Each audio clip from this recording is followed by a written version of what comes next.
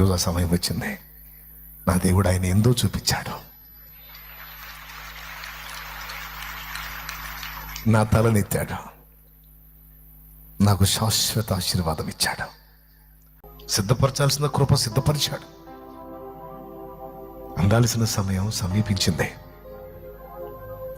బహు త్వరలోనే నీకు అది అందుతుంది. నువ్వు స్వతంత్రించుకుంటావు. విశ్వాసము ద్వారా వారు చేసిన త్యాగం, విశ్వాసము ద్వారా వారు పొందిన గొప్ప కార్యములు. అగ్ని బలమును చల్లార్చిరి అన్న కాడ కూడా విశ్వాస పరీక్షే. శద్రకు, మేషకు, అబేద్నెగోలు అగ్నిగుండంలో విసిరివేయబడే పరిస్థితి వచ్చినప్పుడు అక్కడ విశ్వాస పరీక్ష ఏర్పడింది వాళ్ళకి. వాళ్ళ విశ్వాసం కోసం వాళ్ళు చావాల్సిన పరిస్థితి వచ్చింది. ప్రాణం కావాలా, నీ దేవుని యందలి విశ్వాసమే కావాలా అంటే వాళ్ళు ఏమన్నారో తెలుసా? నా దేవుని యందలి విశ్వాసమే నాకు కావాలి, ఆయన మాట నేను వింటాను, ప్రాణం పోతే పోయింది పర్వాలేదు అని ఆ విశ్వాస పరీక్షలో వాళ్ళు నిలబడ్డారు. నిలబడ్డందుకు అగ్నిగుండం లేకుండా చేశాడా దేవుడు? అగ్నిగుండంలో వెయ్యకుండా ఆపాడా దేవుడు? ఆపలా, వెయ్యనిచ్చాడు. అగ్నిగుండంలో వెయ్యకుండా నెబుకద్నెజరు ద్వారా వాళ్ళని ఆపినట్టయితే మహిమ నెబుకద్నెజరుకు వచ్చేది. రాజ్యం మొత్తం నెబుకద్నెజరు దేవుడు అనేవాళ్ళు, గొప్పోడు అనేవాళ్ళు. ఇంత పని చేయబోయినోడికి ఆ మహిమ ఎందుకు ఇవ్వాలి? అందుకే వెయ్యండ్రా, నా బిడ్డలు వెయ్యండ్రా, వేయండి అని వెయ్యనిచ్చాడు. విసిరినోళ్ళు తెచ్చారు. అక్కడే విసిరబడ్డోళ్ళకి అగ్ని ఏమి చేయకుండా అగ్నికి ఆజ్ఞాపించాడు. అగ్ని ఏడంతలై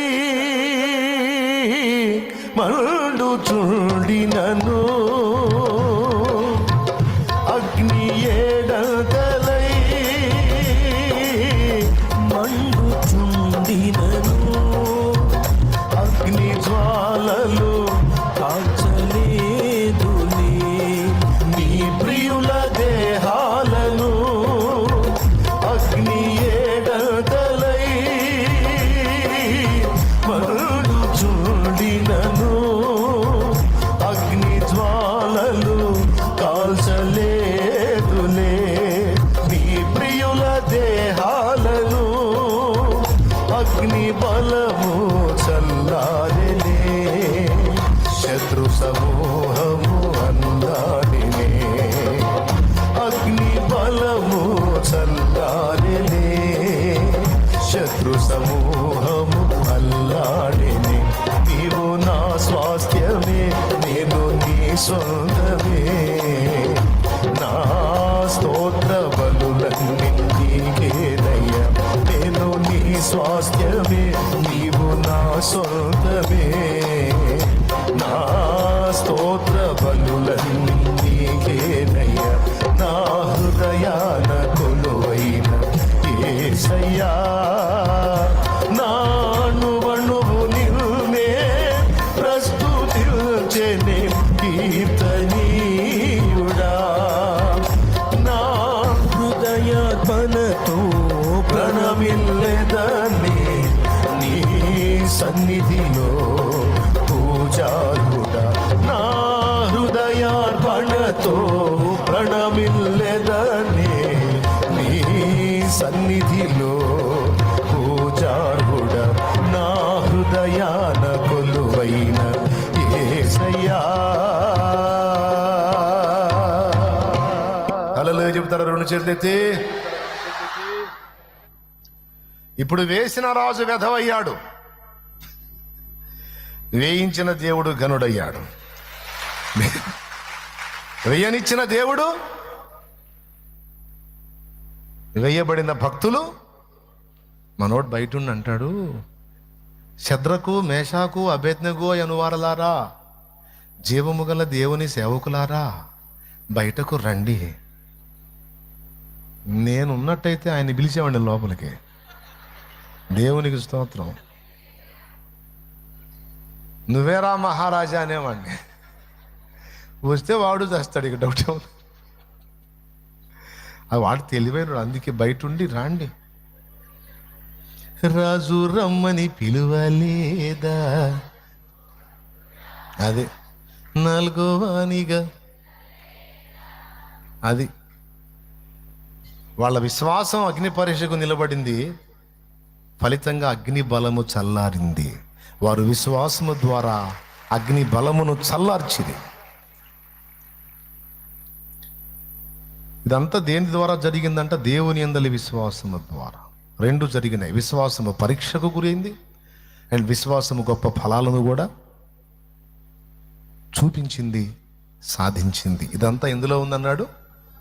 పెద్దగా చెప్పాలి.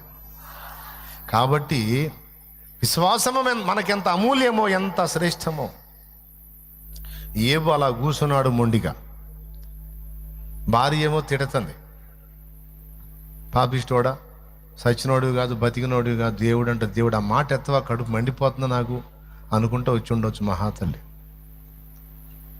ఆయన మాత్రం ఆ బూడిదలో కూర్చొని ఆయన్నే, ఒక పక్క భార్య, మరొక పక్క ఫ్రెండ్స్, ఒక పక్క దాసదాసీలు. అంతకుముందు ఆయనకు భయపడిన వాళ్ళు ఇప్పుడు ఆయన మీద చెతురాడుతున్నారు, చలోక్తులు విసురుతున్నారు. నా మందను కాసే కుక్కతో కూడా ఈక్వల్ గానోడు నా గురించి మాట్లాడుతున్నాడు అన్నాడు కడుపు మండి ఏవో. ఒకప్పుడు నేను వస్తుంటే గడగడ వణిగిపోయి పక్కకు జరిగినోడు, నా మందను కాసే కుక్కతో సమానుడైన వాడు కూడా ఈరోజు నా మీద మాట్లాడుతున్నాడు. వాడు దేవుడు నన్ను అలా అప్పగించాడు, ఆయనకే స్తోత్రం. అన్నాడు, శోధనలో ఉన్నానో, విశ్వాస పరీక్షలో ఉన్నానో, మహోన్నతుడు నన్ను పరీక్షిస్తున్నాడు. ఈ పరీక్షలో నేను పాస్ అయిన తర్వాత చెబుతా ఒక్కొక్కటి సంగతి. ఇది నాకు ఎగ్జామ్ పీరియడ్, పరీక్షాకాలం. మాట్లాడండి, మీ ఇష్టం వచ్చినట్టు మాట్లాడండి, మీరు వేయాల్సిన డ్యాన్సులన్నీ వేయండి. నన్ను ఇంతే ఉంచడుగా. నేను బంగారం కాస్త మురికున్నట్టుంది, కొలిమిలో పెట్టాడు. అది వదిలిన తర్వాత శుద్ధ సువర్ణం అవుతా, అప్పుడు తేజరిల్లుతా. అప్పుడు దాకా నవ్వండి, తర్వాత నన్ను చూసి బతుకంత ఏడవాలిగా. అవునా? ఇప్పుడు కూడా నిన్ను చూసి కొంతమంది నవ్వుతుంటారు, తేలిగ్గా మాట్లాడుతుంటారు, ఎగతాళి చేస్తుంటారు. ఆడి బతుకు అట్ట అయిపోయింది, ఆ బతుకు ఇట్ట అయిపోయింది అని అపహాస్యం చేస్తూ ఉంటారు. అపహాస్యం. నువ్వు వస్తున్నా పోతున్నా హే అంటుంటారు.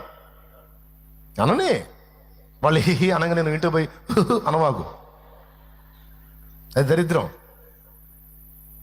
లోపల పోయి నవ్వుకో, స్తోత్రం. వాళ్ళు హి అంటున్నా కూడా నవ్వుతానే పో. నేను చూసి నవ్విన వాళ్ళు నవ్వుకుంటూ అవతలకి పోతే మనం నవ్వుతున్నామని సిగ్గు కూడా ఉండదు వీడికి. అసలు ఎట్లా నవ్వుతా తిరుగుతున్నాడు రా అని అనని. ఎగతాళి చెయ్యని, హేళన చెయ్యని, తృణీకరించని, నిందించని. రేపు నా తండ్రి నీ తలనెత్తినప్పుడు బతుకంతా నిన్ను చూసి ఏడవాలిగా. పలుగాకి లోకం నిందించిన, ఏకాకివై నీవు రోదించిన. పలుగాకి లోకం నిందించిన, ఏకాకివై నీవు రోదించిన. అవమాన పర్వాలు ముగిసేనులే, ఆనంద గీతాలు పాడేవులే. నవ్వినోళ్ళంత నీ ముందు తలను వంచేరు ఇక ముందు. నవ్వినోళ్ళంత నీ ముందు తలను వంచేరు ఇక ముందు. ఉందిలే దీవెనా, ఎందుకా వేదన, పొందిన యాతన దేవుడే మరచునా. ఉందిలే దీవెనా, ఎందుకా వేదన, పొందిన యాతన దేవుడే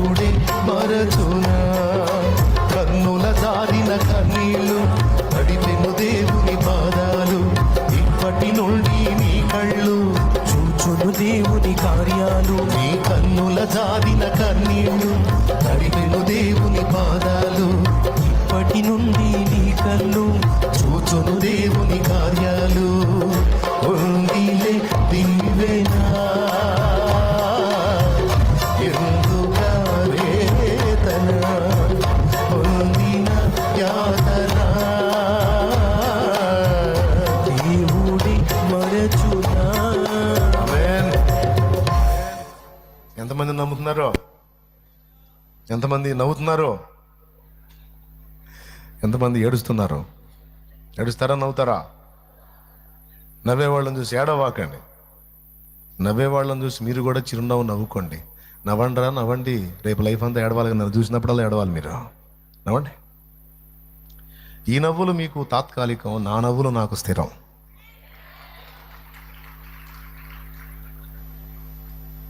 ఇలాంటి కార్యాలు ఎన్నో చేశాడు.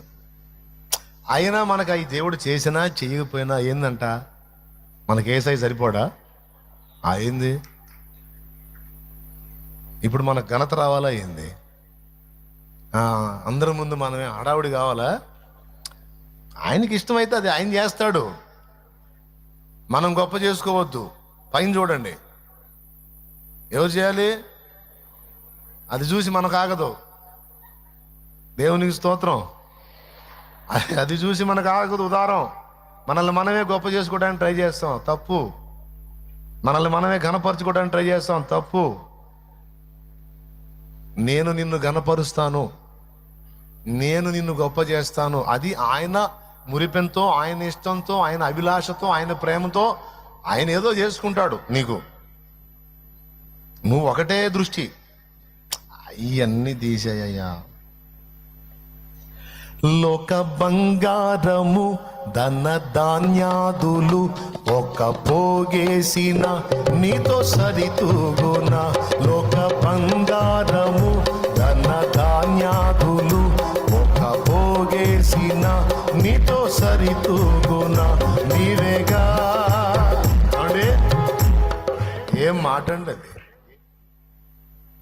ఏం మాట, ఏం పాట? నువ్వు ఎప్పుడు అయ్యా నన్ను ఎప్పుడు గొప్ప చేస్తావయ్యా, నన్ను ఎప్పుడు హెచ్చిస్తావయ్యా అని అడగవాకయ్యా, నీకు దండం పెడతా. ఆల్రెడీ నువ్వు హెచ్చింపబడే ఉన్నావు, నీకు అర్థం కాల. అది ఆల్రెడీ నువ్వు ఘనపరచబడే ఉన్నావు. పిచ్చిదానా, నీకు అర్థం కాల. నీ ఘనత ఇక్కడ మనుషులు ఏదో పట్టించుకోలేదు అనుకుంటున్నావు. దూతలు మాట్లాడుకుంటున్నారు నీ గురించి. ఈ లోకములో ఘనులెవ్వరికి లేని భాగ్యము, గొప్ప అనుకున్న వారెవ్వరికి లేని భాగ్యము ఆయన రెక్కల నీడలో, ఆయన దివ్య సముఖంలో, ఆయన పరిశుద్ధులతో నిలిచావంటే అది సామాన్యమైన ఘనత కాదు. ఈ జీవితానికి సరిపోయిన ఘనత అది. పరలోక పౌరత్వం నాకు నిచ్చినావు, పరిశుద్ధులతో నిలిచే భాగ్యమిచ్చినావు. పరలోక పౌరత్వం నాకు నిచ్చినావు, పరిశుద్ధులతో నిలిచే భాగ్యమిచ్చినావు. దూతల కందని నీ దివ్యమైన సేవను, దూతల కందని నీ దివ్యమైన సేవను, దుమ్ము ధూళినైన నన్ను చేయనిచ్చినావు. ఎందుకింత ప్రేమ చూపావు నా యేసయ్యా, ఎంత మంచి ప్రేమ చూపావు.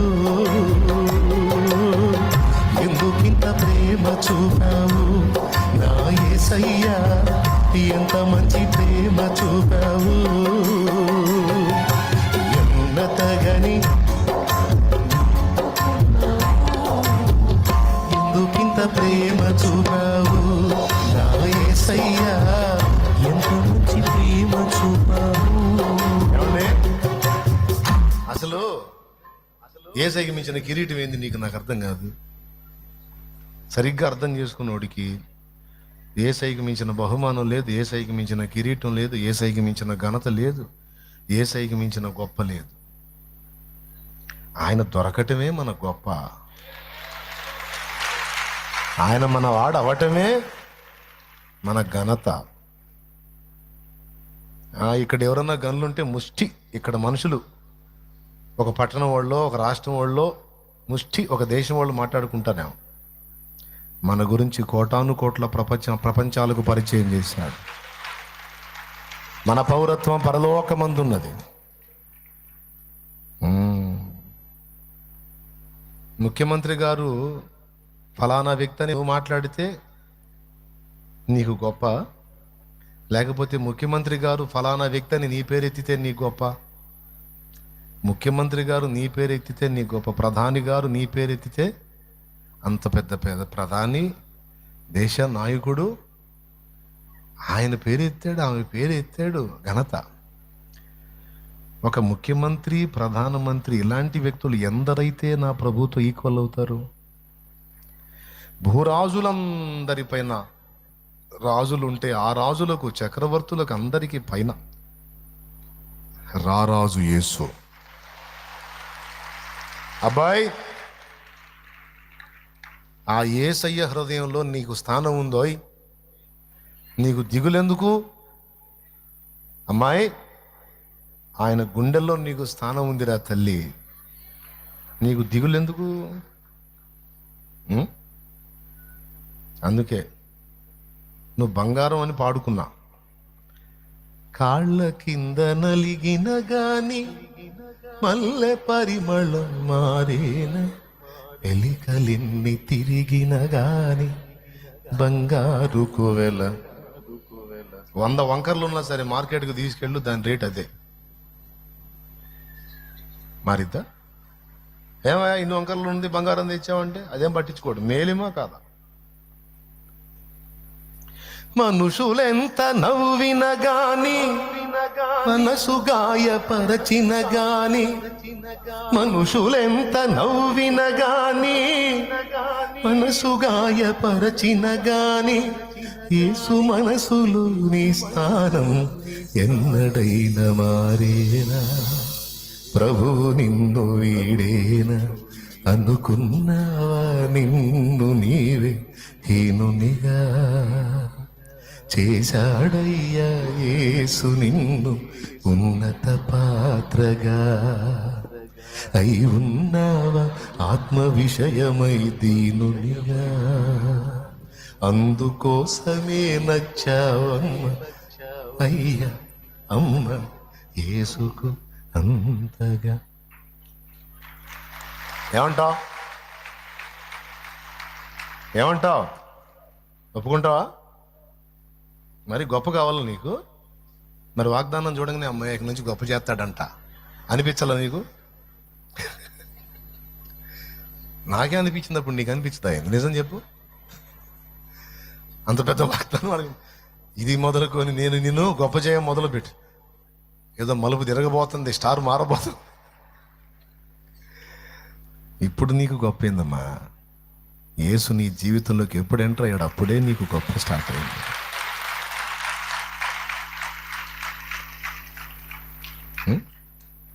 కాబట్టి ధైర్యంగా ప్రభువుకి చెప్పు. ఘనత, గొప్ప, వాళ్ళు నవ్వారు, లేడీస్ ఇవన్నీ కాదయా, నాకు నువ్వు చాలు. లేదు నాన్న నిన్ను గనపరచాలరా నేను అన్నాడు అనుకో, అది నీ ఇష్టం. గనపరుచుకుంటే గనపరుచుకో, నాకైతే నిన్ను గనపరుచుకోవటం ఇష్టం. లేదమ్మా నిన్ను అవమానపరిచారా తల్లి, వారి ముందు నిన్ను గనపరచాలమ్మా నేను, ఏమో అది నీ ఇష్టం. నాకైతే నిన్ను ఘనపరుచుకోవటంలోనే తృప్తి ఉంది. నిన్ను మహిమపరుచుకోవటంలో, నిన్ను కీర్తించుకోవటంలో, నిన్ను ఆరాధించుకోవటంలో, నీ నామాన్ని ఊరేగించుటలో, నిన్ను ఆరాధించుటలోనే నాకు తృప్తి ఉందా? అది నీ ముచ్చట. నీ బిడ్డగా నన్ను తీసుకున్నావు కనుక, నీ రక్తంతో నన్ను కడుక్కున్నావు కనుక, నీ ప్రాణం పెట్టి నన్ను కన్నావు గనుక, నన్ను కొన్నావు గనుక, నీ ముద్దు నీ మురిపి నాన్న నీ ఇష్టం, నువ్వు ఎట్లా చేసుకో. నేనైతే వాటిని చూడట్లేదయ్యా. నేను నిన్ను సంతోషపెట్టాలి, నీ మహిమను వెతకాలి, నిన్నే ఘనపరుచుకోవాలి, నీ నామమే గొప్ప చేయబడాలి. యేసయ్యా నీ నామమే గొప్ప చేయబడాలి, నీ నామమే కీర్తించబడాలి, నీ నామమే మహిమపరచబడాలి. నా విషయం నీ ఇష్టం. నువ్వు నన్ను గొప్ప చేసిన స్తోత్రం, ఘనహీనంగా ఉంచిన నీకే స్తోత్రం. ఎందుకంటే ఎంతమంది, ఎన్ని కోట్ల మంది మనుషులైతే నీ ఒక్కడితో సాటొస్తారయ్యా? నీతో సమమెవరు, నీలా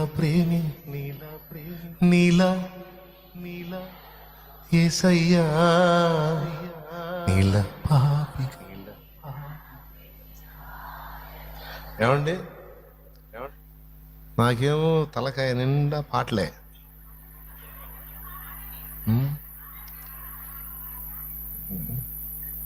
అయ్యో వస్తా ఉంటాయి. సరే, ఫైనల్గా ఒక్కడు వాడి యేసయ్య మనసు ఎంతమంది మనుషులతో సమానం అయింది చెప్పండి? అవునా? కోట్ల మంది మనుషులతో యేసయ్యతో ఈక్వల్ అవుతారు అంతమంది మనసుల్లో నీకు చోటు ఉన్నా లేకపోయినా ఒకటి, యేసయ్య మనసులో నీకు చోటు ఉంటే చాలు.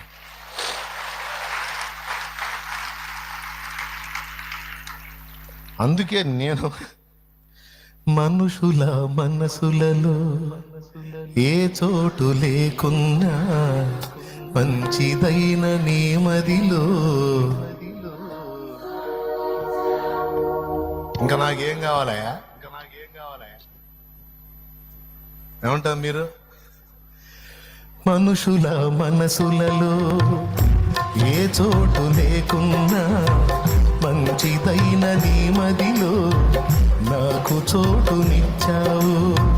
పలుకరించు వారెవరు నాదరికి నాకున్నా, నన్ను పలుకరించగా పరితపిస్తూ ఉంటావు. కంటి పాపలా నన్ను కాపాడుకుంటావు, కంటి పాపలా నన్ను కాపాడుకుంటావు. చంటి పాపలా నన్ను సంకనెత్తుకుంటావు, చంటి పాపలా నన్ను సంకనెత్తుకుంటావు. ఊహించలేదయ్యా ఈ జీవితం, వర్ణించ ఈ భాగ్యము. విలువనైన నాకు ఇంత విలువ కలిగేనని తోలిరాలిపోయే బ్రతుకు, ఇంతమంది తిరిగేనని విలువనైన నాకు ఇంత విలువ కలిగేనని తోలిరాలిపోయే బ్రతుకు, ఇంతమంది తిరిగే. ఇప్పుడు చెప్పండి, గొప్ప కావాలా మీరు? ఘనత కావాలా మీకు? మనుషుల మనసులో చోటు కావాలా? మరి ఎందుకు ఎవరు నన్ను ప్రేమించాలని ఏడుస్తా? ఎవరు పట్టించుకోవట్లేదని ఎందుకు ఏడుస్తావు? ఎవరో ఏదో అన్నారని ఏదో అయిపోవాలని ఎందుకు అనుకుంటావు? ఇది వెరితనం కదా. ఎంతమంది అయితే యేసయ్యతో సాటి వస్తారు? ఆయన హృదయంలో నీ స్థానం సుస్థిరం. ఆయన హృదయంలో, ఆయన మంచి మనసులో నీకు చోటు ఉంది. ఆయన కనుదృష్టి ఎల్లప్పుడూ నీ మీదే ఉంది. ఆయన బిడ్డవి నువ్వు, ఆయన కొడుకువి, కూతురువి. ఎంత ప్రేమ అంటే నీకోసం చచ్చిపోయాడు ఆయన. చచ్చిపోయి తిరిగి లేచాడు ఆయన నీకోసం. అంత ప్రేమ. కాబట్టి ప్రభువా నువ్వు చాలనైనా నాకు అని మహింపరచుకో. ఇక ఆయన ఇష్టం. ఆయన ఆ వాగ్దానం ఇచ్చాడు కదా. ఆయన ఏదో నువ్వంటే నాకు ఇష్టమమ్మా, నిన్ను కనపరుచుకుంటానంటే నీ ఇష్టం. నేనైతే దానికి వెళ్ళి చూడట్లేదు అనే అనాళ్ళు. ఎన్ని మలుపులు తిప్పి నిన్నెంత ఎత్తుగా దేవుడు తీసుకెళ్ళినా, దేవా నాకు నువ్వే గొప్ప, నా గొప్ప కాదు, నాకు నీ మహిమే కావాలి, నీ ఘనతే కావాలి అనే డైలాగ్ వదలొద్దు. ఇక ఆయనకి ఇష్టమై కనపరుచుకుంటే స్తోత్రం. అందుకు చెప్తున్నాను, నవ్వేవాళ్ళ నవ్వని. నాయన కోపం వచ్చిందంటే ఒక్క మలుపట్ట తిప్పాడంటే అప్పటిదాకా ఇలా పైకి వెళ్ళిన ఈ షేపు నవ్వేవాడికి ఎట్టెళ్ళిద్ది, ఏడ్చేవాడికి ఇది కిందకు వచ్చింది. అట్టయిపోయింది. విశ్వాసము ద్వారా వాళ్ళందరూ అన్నీ చేశారు అన్నాడు. వరుసగా చెప్పాడు. నీతి కార్యాలు జరిగించారు, వాగ్దానము పొందారు, సింహాల నోళ్ళు మూశారు, అగ్నిబలములు చల్లార్చారు, ఖడ్గధార తప్పించుకున్నారు, బలహీనులుగా ఉండి బలం పొందారట, యుద్ధములో పరాక్రమశాలుల. ఎంత విశ్వాసము ద్వారానే అన్యజనుల సేనలను పారదోలి వారి మీద గెలిచి నిలిచారు. ఇదంతా విశ్వాసము ద్వారా సాధించారు. ఇంతకీ ఈ విశ్వాసం ఎంత కీలకమో మీకు అర్థమైందా? రైట్. ఇదంతా దేవుని దగ్గరే ఉంది, ఈ శక్తి అంతా. అయితే దేవుని దగ్గర ఉన్న ఈ కార్యాలన్నిటికి కావలసినటువంటి జ్ఞానము, బలము, శౌర్యము, శక్తి, ఇదంతా మనం స్వతంత్రించుకోవటానికి విశ్వాసమే ఆధారము. ఇప్పుడు నేను కమ్మని పాట పాడాను, విన్నారు మీరు. చెవిటివాడు వింటాడా? నేను నిజంగా పాడానా లేదా? ఇంకా 100 పాటలైనా పాడతాను అనుకుందాం. పాడలే, ఇప్పుడు ఓపిక లేదు. పాడాను అనుకుందాం. 100 పాడినా సరే చెవిటి వాడికి అవి ఉన్నాయా? పెద్దగా చెప్పండి. అలాగా నేను పాడలేదా? ఎవరు స్వతంత్రించుకున్నారు?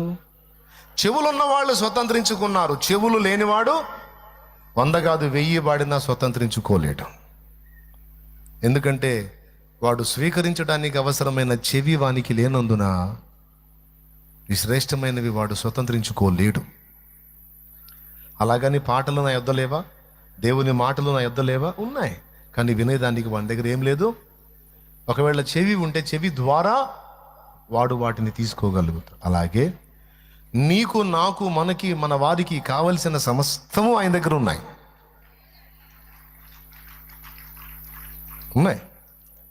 కానీ ఎవరు స్వతంత్రించుకుంటారు? విశ్వాసము అనే చెవి, విశ్వాసము అనే కన్ను, విశ్వాసము అనే చెయ్యి ఉన్నవారు స్వతంత్రించుకుంటారు. దేవుని దగ్గర శక్తి ఉంది, దేవుని దగ్గర బలం ఉంది, దేవుని దగ్గర జ్ఞానం ఉంది, దేవుని దగ్గర ఐడియాలజీ ఉంది. నీ ఇహ పర 2 జీవితాలకు కావలసినటువంటి కృపంతా దేవుని దగ్గర ఉంది. ఉందా లేదా? కానీ ఎవరు పొందుకుంటారు? విశ్వాసం గలవారే పొందుకుంటారు. విశ్వాసం లేనోడు దేవుడి దగ్గర లేవనుకుంటాడు. పాపం దేవుడు పేదవాళ్ళారా, దేవుడిని ఆడ కష్టపడదాం అనుకుంటాడు. దరిద్రం వీడిది, దేవుంది కాదు. విశ్వాసం గల వానికి దేవుని యొద్ద అన్నీ దొరుకుతాయి. విశ్వాసం లేని వానికి దేవుని యొద్ద ఏమీ దొరకవు. నేను చెప్పలా, బైబిల్ చెప్పింది. యాకోబు రాసిన పత్రిక 1వ అధ్యాయము 6వ వచనం, 5-6 వచనాలు ఒక్కసారి చూడండి బైబిల్ తీసి. ఇక నేను ముగిస్తున్నాను. మీలో ఎవరికైనాను జ్ఞానము కొదువుగా ఉన్న ఎడల అతడు దేవుని అడుగవలెను, అప్పుడు అది అతనికి అనుగ్రహింపబడును. ఆయన ఎవరిని గద్దింపక అందరికిని ధారాళముగా దయచేయువాడు. అయితే అతడు ఏమాత్రమును సందేహింపక విశ్వాసముతో అడుగవలెను. సందేహించువాడు గాలి చేత రేపబడి ఎగిరిపడు సముద్ర తరంగమును పోలియుండును. అట్టి మనుషుడు దిమస్కుడై తన సమస్త మార్గముల యందు అస్థిరుడు గనుక ప్రభు వలన తనకేమైనా దొరుకునని తలంచుకొనరాదు. ప్రభు వలన తనకేమైనా దొరుకునని తలంచుకొనరాదు. దొరకదు. ఎందుకంటే విశ్వాసము లేదు, సందేహం ఉంది. హెబ్రీ పత్రిక ఇదే 11:5-6 వచనాల్లో అంటాడు, దేవుని యొద్దకు వచ్చువాడు మొదట ఆయన ఉన్నాడనియు, తన్ను వెదుకు వారికి ఫలము దయచేయువాడనియు మొదట నమ్మవలెను గదా. అయ్యా, దేవుని దగ్గర ఫలం పొందాలంటే ఆయన ఉన్నాడని నమ్మాలి, ఆయన వెతికే వాళ్ళకి ఫలం ఇస్తాడని నమ్మాలి కదా. ఆ విశ్వాసం లేకపోతే ఎలా? కాబట్టి ఇక్కడ హెబ్రీ పత్రిక 11 ఏం చూపిస్తుందంటే, విశ్వాసము అనే కన్ను, విశ్వాసము అనే చెవి, విశ్వాసము అనే చెయ్యి, అట్లా విశ్వాసం అనే జ్ఞానేంద్రియాలు, కర్మేంద్రియాలు రెండింటిని చూపిస్తుంది. దీని స్పెషల్ అది. అర్థమైందా? విశ్వాసాన్ని మనకు సరిగా అర్థం చేసుకోవడానికి ఉపయోగపడే అధ్యాయం ఇది. ఇంత మీలో ఎంతమందికి అర్థమైందో. వెనక నేను ఒక చక్కని చిత్రాన్ని గీశాను అనుకోండి. ఆ చిత్రం కళ్ళున్నోళ్ళకి దొరికిద్ది, కళ్ళు లేనివాడికి ఎంత అందమైన బొమ్మ గీసినా సరే కన్నులు లేనివాడు దాన్ని పొందలేడు. విశ్వాసం అనే చూపు లేకపోతే నీకంతా చీకటే. కానీ విశ్వాసం అనే చూపు నీకుంటే దేవుని దగ్గర అన్నీ కనపడతాయి నీకు. కీర్తనాకారుడు అన్నాడు కదా, నీ సన్నిధిని సంపూర్ణ సంతోషం కలదు, నీ కుడి చేతిలో అబ్బా నాకు కావలసినవన్నీ కూడా నీ పాదాల దగ్గరే ఉన్నాయి తండ్రి అని భక్తుడు అన్నాడు. చూశారు, అబ్రహాము విశ్వాసముతో పునాదులు గల పట్టణాన్ని చూశాట. వీళ్ళందరూ విశ్వాసము ద్వారా చూశారు. ఈ విశ్వాసం ద్వారా అడుగులేస్తున్నప్పుడు అండి, ఈ ఒక్క ముక్క కూడా వినండి, వేస్ట్ ఏం కాదు. విశ్వాసం ద్వారా అడుగులేస్తున్నప్పుడు అండి, అన్ని అడుగులు నేతిలోనే పడవండి. కొన్ని అడుగులు అగ్నిలో కూడా పడతాయండి. సర్రమని కాలినట్టు ఉంటుందండి. కాలినా కూడా అడుగు వెనక్కి దిగకూడదండి, ముందుకు సాగిపోవాలండి. విశ్వాస యాత్రలో రెండు ఉంటాయండి. అర్థమైందని నేను చెప్పింది?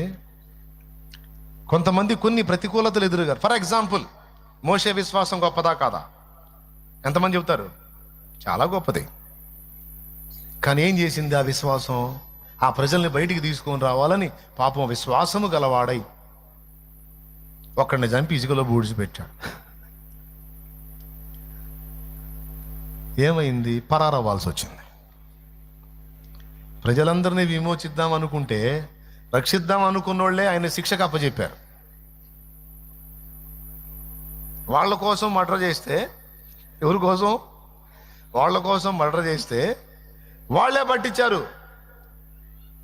ఊరే వెళ్ళ పిచ్చి తగలేయ్యా, ఇదేం వ్యవహారం రా, బతికిద్దామన్నా చంపేటట్టున్నారు వీళ్ళు అనుకొని అక్కడి నుంచి పరారయ్యాడు. ఇప్పుడు విశ్వాసం పరీక్షలోకి వెళ్ళిపోయింది. పోయినోడు ఎక్కడున్నాడండి? 40 ఏళ్ళు ఆగిపోయాడండి. 40 ఏళ్ళు పాపం ఏ ఫలము లేదు. సంవత్సరాల సుదీర్ఘ నిరీక్షణ. శుభ్రంగా మోసే ప్లేస్లో మనం కానీ ఉన్నట్టయితే మిథ్యానులో 4 ఎకరాల పొలం కొనుక్కునేవాళ్ళం, కనీసం 2 ఇళ్ళు కట్టుకునేవాళ్ళం. ఈ 40 ఏళ్లలో కనీసం ఒక 500-600 గొర్రెలన్నా లైన్ చేసుకునేవాళ్ళం. మోసే ప్లేస్లో మనం ఉంటే ఒక 1000 మంది అయినా, ఒక 1000 గొర్రెలైనా 40 ఏళ్ళు, మరి సుదీర్ఘ కాలం. వేలాది గొర్రెలు సంపాదించుకునే వాళ్ళం, ఎకరాల పొలం సంపాదించుకునే వాళ్ళం. ఎందుకు? మన మైండ్ అట్టే కదా. భార్యకి బాగా ఒంటి నిండా బంగారం, ఇవన్నీ నడిచాయి.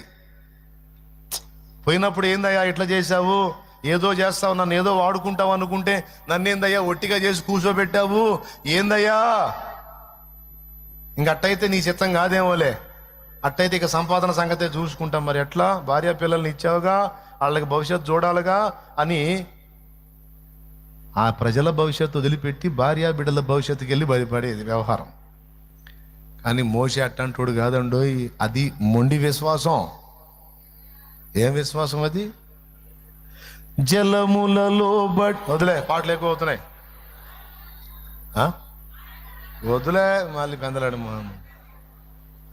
అది మొండి విశ్వాసం, మామూలు విశ్వాసం కాదు. 40 ఏళ్ళు. నీకు తెలుసా, ఒక గొర్రెను సంపాదించలా, ఒక ఇల్లు కట్టలా, ఒక ఎకరం పొలం కూడా కొనలా, సిపోరాకి ఏమీ దిగేలా. 40 ఏళ్ళు అండి. మామ ఎన్ని తిట్టుంటాడో, సిపోరా ఎంత చులకనగా మాట్లాడి ఉంటుందో. ఒకవేళ బామర్దులు ఉంటే ఎంత అవమానంగా మాట్లాడి ఉండేవాళ్ళు, మరదళ్ళు ఉంటే ఎన్ని రకాలుగా అనుకునేవాళ్ళు. చాలా మందిని చూసాం, కానీ మా బావ అంత ఎదవ ఇంకొకళ్ళు లేడు అనుకునేవాళ్ళేమో. ఈరోజు కొంతమంది నిన్న అంటున్నట్టు చాలా మంది మగాళ్ళు ఉన్నారు, కానీ నీ అంత ఎదవ కూడా లేడండి. అండోయ్ ఏమండి, మళ్ళీ అండి స్తోత్రం. నానా చాలా మంది తండ్రులు ఉన్నారు కానీ నానా నీలాంటి ఎదవ ఎవడు లేడు నానా. వాళ్ళు పిల్లలకి లైఫ్ ఇచ్చారు నానా, సంపాదించారు, మాకేమి ఇచ్చా మళ్ళీ మాట్లాడుతున్నావు. నర్మయ్,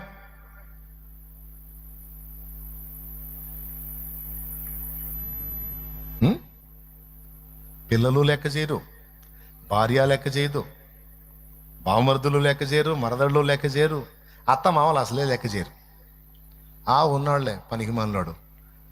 ఏమండి మీ అల్లుడు ఏం చేస్తాడు, తోలకపోయాడు, మాయే కాస్తున్నాడు. ఇన్ని సంవత్సరాలు ఇన్నే ఉంది, బతుకంతా అంతే ఇదయ్యేటట్టున్నాడులే. ఇంత ఆశోదడు అనుకోలే, ఇంత తిక్కలోడు అనుకోలా. ఏం చేద్దాం, కర్మ ఆ సిప్పోరా మోకానట్టు రాసి ఉంది. ఈ తిక్కలోడు భర్తగా దొరికాడు.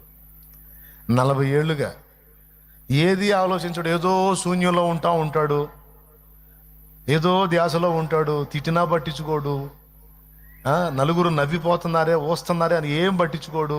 4 రూపాయలు సంపాదించుకుందాం అనుకోడు, 4 డబ్బులు వెనకేసుకుందాం అనుకోడు, ముందేసుకుందాం పైన. ఇవన్నీ చెబుతుంటే ఎక్కడో ఎవరికో తగులుతుంటుంది కదా. ఎంతమంది తగులుతుంది పాపం. ఈ మాటలు పడ్డారు మీరు కదా. ఏం పర్లా, ఆగండి, ఒక మలుపు ఉంటుందిలే, ఆగండి. దేవునికి స్తోత్రం కలుగునుగా. హల్లెలూయా. ఇంతమంది చేత అనిపించుకోకపోయినా కనీసం ఒక్కళ్ళ చేత, సరే ఇంట్లో వాళ్ళు బంధువులు ఎవరు అనకపోయినా, వీధిలో వాడైనా, ఫ్రెండ్ చేత అయినా బాగుంది. ఏం పట్టించుకోడు.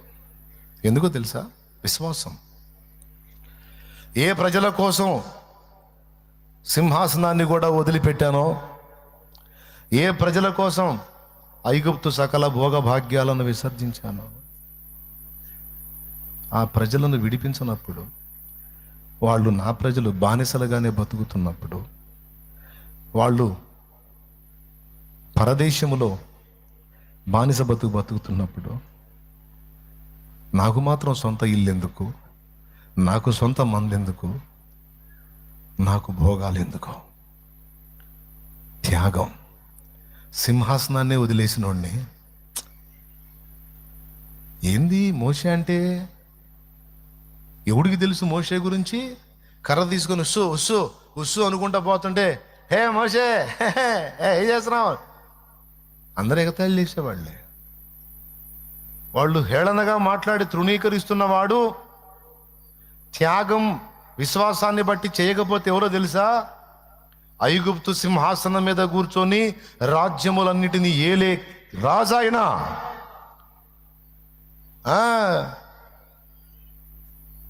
ఆయన్ని అపహాస్యం చేసే వెధవలకు తెలియదుగా ఇది.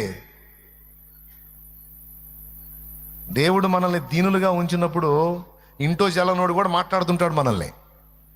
దేవునికి స్తోత్రం. అప్పచెప్పాడు, స్తోత్రం అనుకోవటమే. విలువలు ఎరగకుండా మాట్లాడతారు. కానీ ఆ మోషే ఏ స్థాయి వ్యక్తి, ఆయన కెపాసిటీ ఏంటి, ఆయన పొజిషన్ ఏంటి? ఆయన కాలుతో తన్ని అవతలకు వచ్చింది ఏంది? ఐగుప్తు అగ్రరాజ్యము దాని యొక్క సింహాసనాన్ని కాలితో తన్ని దిగాడు కిందకి. నాకొద్దు సింహాసనం. ఒక రోజు వచ్చింది, దేవుడు దర్శించాడు. సుదీర్ఘ నిరీక్షణ, విశ్వాసం. ఎంత అగ్ని పరీక్ష. లైఫ్ అంతా అయిపోయింది. 40 ఏళ్ల కాలం. ఈ మోషే లైఫ్ మొత్తం 3 40లు, 2 40లు అయిపోయినాయి. అప్పుడు దర్శించాడు, పిలిచాడు, రా, ఇక సమయం ఆసన్నమైంది, రా. ఆ ప్రజలు ఆ బంధకాల్లో ఉండటం నాకు ఇష్టం లేదు, నా ప్రజల్ని విడిపించడానికి నేను ఏర్పరచుకున్నాను, రా వెళ్ళు అని మోషేని పంపిస్తే, అదే గొర్రెలు కాసే కర్ర తీసుకొని ఇక ఆ మందను వదిలిపెట్టి అటు పడ్డాడు. ఇక అక్కడికి వెళ్ళి ఐగుప్తు అగ్రరాజ్యం అప్పట్లో ఆ రాజు ఫరోని దేవుని శక్తితో ఒక ఆట ఆడిస్తుంటే, నాకు తెలిసి మిద్యాన్లో తెలియకుండా ఉంటుందంటావా? ఫరో గడగడలాడుతున్నాడు.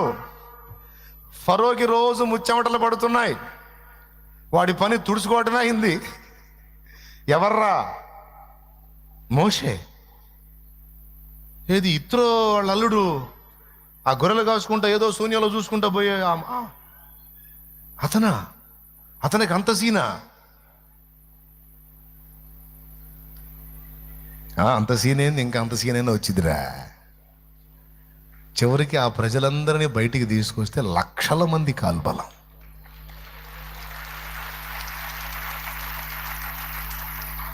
చివరికి ఏ గతి పట్టిందంటే మామయ్య అల్లుడిని పలకరీయటానికి సాయంత్రం పట్టింది. పొద్దున పోతే సాయంత్రం దాకా పట్టింది అల్లుడిని పలకరీయటానికి. ఈ గుంపులేందిరా, ఏందిరా, వాడు మా అల్లుడు రా అని పోయినా సరే బానిస్తారా? వాడు అంటున్నావు ఏంది? పిల్లనిచ్చానయ్యా. ఆ పిల్లనిస్తే మా మోషన్ వాడు వీడు అంటున్నావు ఏంది? వీడెవడ పట్టుకొని పక్క తీసుకెళ్ళాడు. ఆ సిప్పోరా మా అమ్మాయిరా నాయన, ఆమె భర్త మోసే. సిప్పోరా తండ్రి గారా మీరు, ఏమనుకోవద్దు రండి. మోషే గారు మామగారా? అయ్యా, మావాడు ఎప్పుడు శూన్యంలో చూస్తే గొర్రెలకు పోవటం తప్ప రూపాయి సంపాదించడం తెలియదు, కాస్త తెలివిగా కూడా ఉన్నట్టు కనపడలేదు. ఇంత గొప్ప మేధావి ఎప్పుడయ్యాడయ్యా? మీ ముందు పిచ్చోళ్ళ కనపడ్డదే మీ పిచ్చితనం. మొదటి నుంచి ఆయన మేధావే,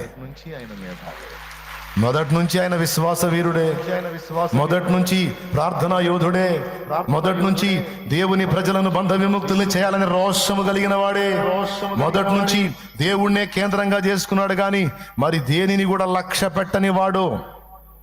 వెండి బంగారాలు, ధన కనక వస్తు వాహనాలు, సింహాసనాలు, ఇవన్నీ నా ప్రభుతో సాటి వస్తాయా? సుప్రీం నా దేవుడు ఆయన చాలు నాకు. హల్లెలూయా. ఏమర్థమయ్యాడు మోషే వాళ్ళకి? ఈరోజు బిడ్డ నువ్వు అర్థం కాకపోవచ్చు కొంతమందికి.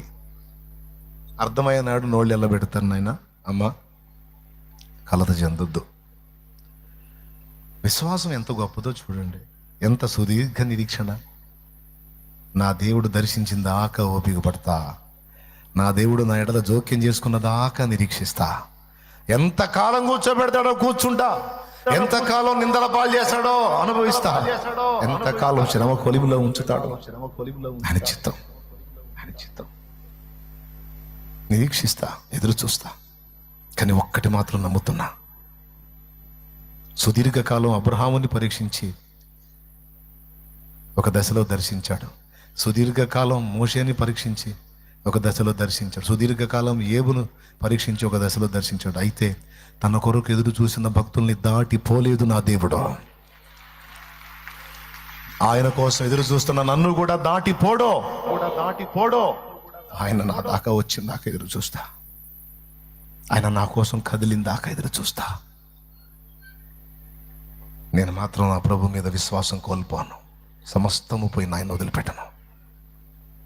ఇంతమందిని దర్శించిన దేవుడు నన్ను కూడా దర్శిస్తాడు అనే పట్టుబట్టి ఉండు. నా దేవుడు సిగ్గుపరిచే దేవుడు కాదు, తన కోసం ఎదురు చూసేవారిని దాటిపోయేవాడు కాదు. దావీదు కుమారుడు నన్ను దాటిపోకంటే ఆగాడా లేదా? బాగు చేశాడా లేదా? దాటిపోడు. శాలేమన్న ఈ జనాలకు తట్టుకోలేక దాటిపోతాడేమో, పరారవుతాడేమో. ఎందుకంటే దొరికితే ఇంక అయిపోయినట్టే అని తప్పించుకుంటాడు. ఆయన దాటిపోడు.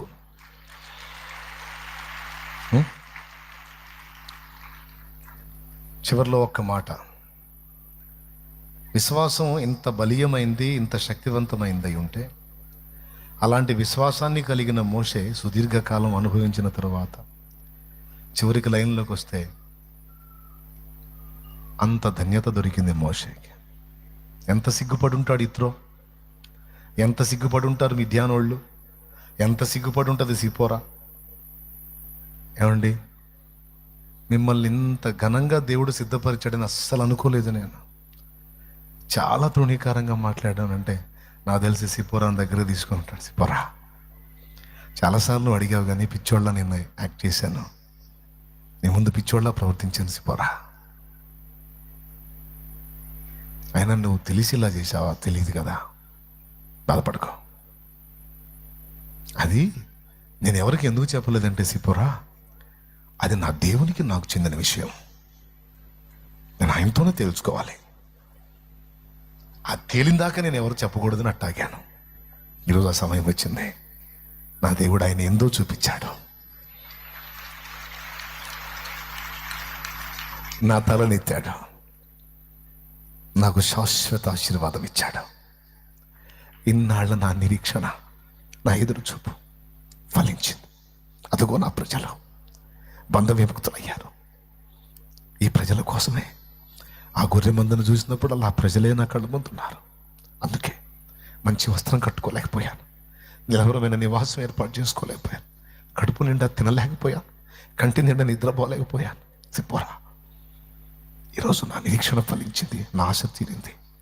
నా దేవుడు నాకు తోడై ఉండి భూరాజులని గడగడ వణికించి నా ప్రజల్ని బయటికి తెచ్చాడు. చూడు సిపోరా, ఇది నా జనాంగం, ఇది నా దేవుని ప్రజ. హల్లెలూయా. నాయనా, దేవుని విషయమే నువ్వు కలిగి ఉన్న ఆశ, నిరీక్షణ, దేవుని విషయమే నువ్వు చూసి ఎదురు చూపు ఆయనకి తెలియనివి కావు. ఆయన దాటిపోవడం చూస్తున్నాడు, సరిచేయాల్సింది సరిచేస్తున్నాడు, నేర్పాల్సింది నేర్పుతున్నాడు, సిద్ధపరచాల్సిన కృప సిద్ధపరిచాడు. అందాల్సిన సమయం సమీపించింది. బహు త్వరలోనే నీకు అది అందుతుంది. నువ్వు స్వతంత్రించుకుంటావు. ఇన్నాళ్ళ నీ నిరీక్షణ, ఇన్నాళ్ళ నీ ఎదురుచూపు నేను సిగ్గుపరచదు. ఆయన బలమైన బాహు చాపుతాడు.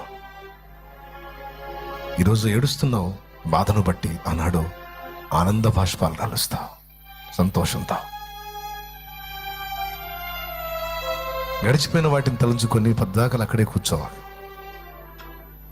చివరిగా చెప్తున్నాను ఈ మాట, గతించిన గతాన్ని గురించి పదే పదే అనుకొని కొంతమంది అక్కడే కూర్చుంటారు.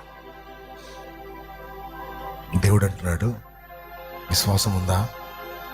ఉందయ్యా, అట్లయితే మళ్ళా ప్రారంభించు. జారిపడ్డావా? అక్కడే కూర్చోవద్దు. పడటం తప్పు కాదు, పడ్డ చోటే ఉండటం తప్పు. పడటం తప్పు కాదు, అడుగు జారింది పడ్డావు, ఎటుకూడి పడ్డాను కదా ఇంక అక్కడే ఉందామని కూర్చున్నావు చూడు, అది తప్పు. ఓడిపోవటం తప్పు కాదు, ఓటమిలోనే కూర్చుండిపోయావు చూడు, మళ్ళా గెలుపు కోసం ప్రయత్నించకుండా, అది తప్పు.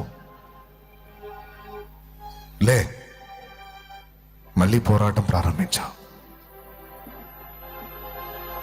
పొడుస్తున్న ప్రతి పొద్దు నీకొక నిరీక్షణ సంకేతం. సంవత్సరములు జరుగుతుండగా ఆయన తన కార్యాలను నూతనపరుస్తాడు. నీకు అనుగ్రహిస్తున్న ప్రతి నూతన శుభోదయం నీకొక నిరీక్షణ సంకేతం. నిన్న అయిపోయింది కదా, నిన్నటి గురించి ఇంకా ఆలోచించొద్దాం. ఈరోజు సూర్యోదయం అవుతుంది చూడు, క్రొత్తగా. అలాగున నీతి సూర్యోదయం నీకు కలుగుతుంది. మళ్ళా క్రొత్తగా ఆలోచించు, క్రొత్తగా మొదలుపెట్టు, మళ్ళొక్కసారి క్రొత్తగా పోరాటాన్ని ప్రారంభించు. ఈసారి విజయం నీదే, ఈసారి విజయం నీదే. మారదు నా పరిస్థితి, మారదు నా జీవితం, మారదు నా బ్రతుకు అని గతాన్ని గతాన్ని గతాన్ని గతాన్ని తలుచుకొని గతంలో కూర్చోవాక. ఈరోజుంది, రేపు కూడా ఉంది నీకు. దేవుని వైపు తిరిగి ఆయన పాదాలు పట్టుకుంటే, నీతి సూర్యోదయం నీకు కలిగితే ఒక నూతనమైన మలుపు దేవుడు తీసుకుంటాడు. ఎందుకంటే నీ విశ్వాసాన్ని చూస్తాడు.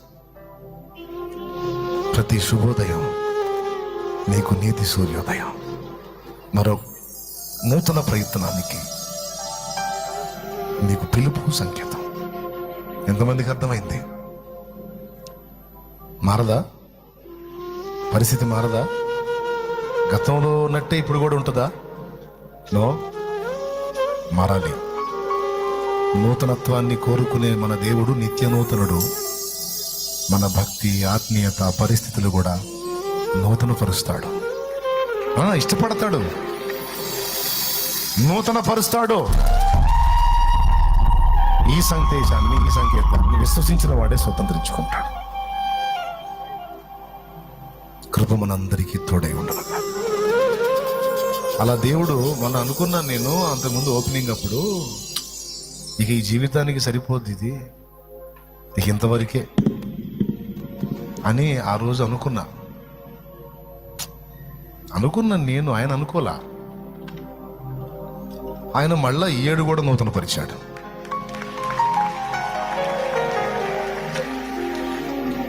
ఇంకా రాబోతున్న సంవత్సరాలు ఇంకా ఏ విధంగా తీసుకెళ్తాడో ఇక అది నా ఊహకు అందదు. అది ఇంకా ఎటెటు తిప్పుతాడో, ఏమేమి మలుపులు తిప్పుతాడో, అసలు ఆయన ప్లాన్ ఏంటో, ఇంకా అసలు ఎంత ప్రణాళిక కలిగి ఉన్నాడో, ఇక అదంతా ఇంకా ఆయన వైపు చూస్తూ సాగుతున్నా. చెప్పు, నిన్నలోనే కూర్చుంటావా? గతాన్నే తలుచుకొని కుమిలిపోయి అక్కడక్కడే గందరగోళం అవుతావా? నువ్వు ఆత్మీయతలో దిగజారినా, భక్తిలో పడిపోయినా, నేను అంటున్నాను, ఓడిపోవటం తప్పు కాదు, కానీ ఓటమిలోనే కూర్చుండిపోవటం తప్పు.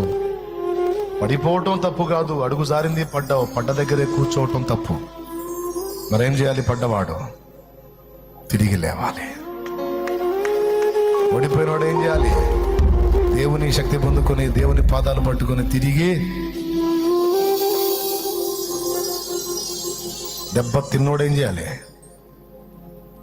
దేవుని పాదాలు పట్టుకొని కొంచెం తేరుకొని తిరిగి దెబ్బ కొట్టాలి.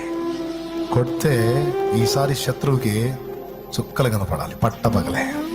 దేవునికి మహిమ కలుగును గాక. విశ్వాసం కలవాలి, ఈ విషయాలు స్వతంత్రించుకుంటారు. విశ్వాసంలో రకాలు చెప్పాను, అందులో ఒక విధమైన విశ్వాసాన్ని ఇప్పుడు నేను వర్ణించి ముగిస్తున్నాను. కృప మనందరికీ తోడై ఉండును గాక. పైకి లేచి నిలబడదామా?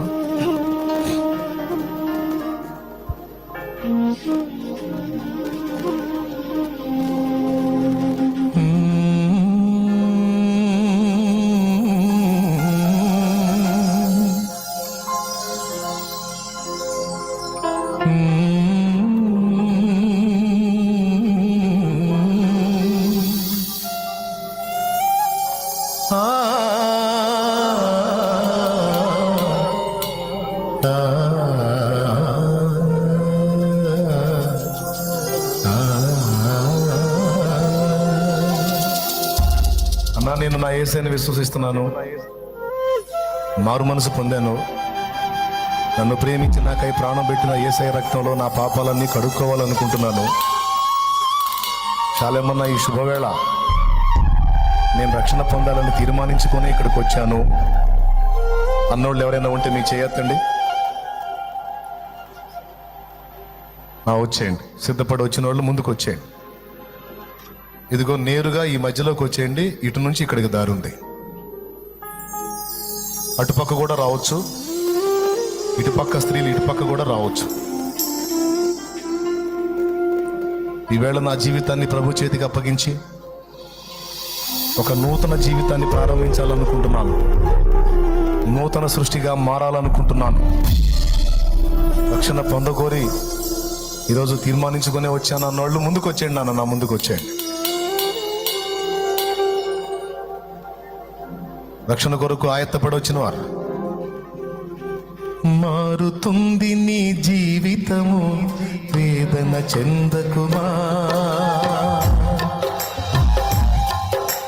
మారుతుంది నీ జీవితము, వేదన చెందకుమా.